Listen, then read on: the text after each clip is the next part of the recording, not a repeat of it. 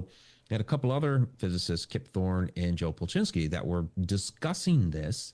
And Polchinski came up with this idea of, well, what if we shot a billiard ball through a wormhole? And wormhole, based on Einstein's theory of relativity and the Einstein-Rosen bridge, let's have the end of that wormhole come out at such an angle that the billiard ball would pop out at the end just before it actually entered the wormhole and knock it off course. So therefore, how could the billiard ball go into the wormhole and knock itself off course if it never went in there to begin with?